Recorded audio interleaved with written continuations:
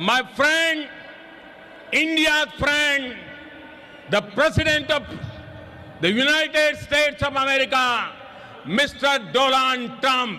दोस्तों नमस्कार। कहते हैं कि बड़े लोग जो होते हैं उनकी जिंदगी ही अपने आप में एक बड़ा उपदेश होती है, बड़ी शिक्षा होती है। हम जैसे आम छोटे-मोटे लोग उनकी जिंदगी से काफी कुछ सीख सकते हैं। तो इस समय दुनिया में दो बहुत बड़े लोग हैं। एक हमारे लिए जो बड़े हैं वो हैं हमारे प्रधानमंत्री नरेंद्र मोदी जी, और एक दुनिया भर के लिए जो इस समय बड़े बने हुए हैं वो हैं डोनाल्ड ट्रंप साहब, जो अमेरिका के राष्ट्रपति हैं। डोनाल्ड ट्रंप जो इस समय पूरी दुनिया में ठेकेदारी भी कर रहे हैं। तो इन दोनों के जीवन से हमें कई बहुत बड़ी शिक्षाएं मिलती हैं, लेकिन एक शिक्षा जो सबसे अहम है वो ये कि दोस्ती और धंधे के बीच जीत हमेशा धंधे की होती है। कम से कम नरेंद्र मोदी और डोनाल्ड ट्रंप की मित्रता तो यही साबित करती है। ब्रिक्स सम्मेलन में भारत ने बाकी साथियों के साथ मिलकर अमेरिका की टैरिफ पॉलिसी को अवैध और मनमानी कह दिया। उधर ट्रंप ने जरा भी देर नहीं की और बोल दिया कि अगर भारत ब्रिक्स में रहेगा तो उसे 10% एक्स्ट्रा टैरिफ देना होगा, यानी 10% एक्स्ट्रा टैक्स देना होगा। On the tariff issue, so you talked about India coming, but then a couple days ago you issued a new tariff threat to members of the BRICS countries for if they align with anti-American policies. 10% charge. That would be India, Brazil, That's Russia, right, they have to pay 10% if they're in BRICS. Because Right. BRICS was set up to hurt us. BRICS was set up to degenerate our dollar and take our dollar as the standard, take it off as the standard.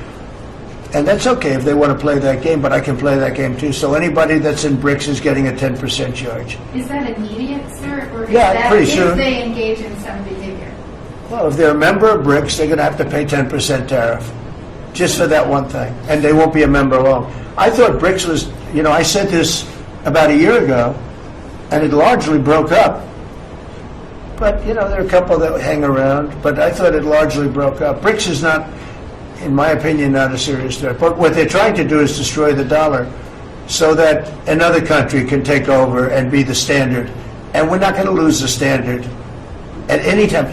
If you have a smart president, you will never lose the standard. If you have a stupid president like the last one, you would lose the standard. You wouldn't have the dollar as you.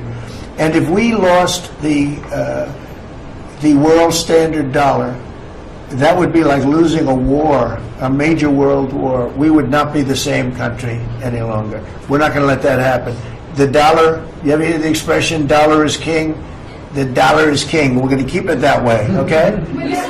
यानी 10% extra tax देना होगा, बिल्कुल वैसे ही जैसे लगान film में अंग्रेज tax लगा देते थे। और यहां टैक्स क्यों लग रहा है? क्योंकि ट्रंप के मुताबिक ब्रिक्स की असली मंशा है डॉलर को नीचे गिरा देना और एक नई करेंसी लेकर आना, और अमेरिका को नीचा दिखाना, अमेरिका को चुनौती देना।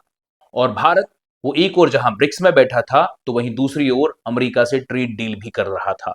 यानी एक ही समय पर शादी भी हो रही थी और तलाक की तैयारी भी चल रही थी। अब बताइए, ये कोई विदेश नीति है या फिर दो अफेयर एक साथ रखने जैसी बात? मोदी और ट्रंप की गहरी दोस्ती की जो तस्वीरें वोट मांगने के काम आई, अब उन्हीं तस्वीरों के पीछे 10% टैरिफ की मार भी छुपी हुई है। हमें याद रखना होगा कि अंतर्राष्ट्रीय रिश्ते दोस्ती से नहीं, बस हितों से चलते हैं, और जब ब्रिक्स का सवाल होगा तो ट्रंप के लिए मोदी भाई सिर्फ एक लाइन आइटम है।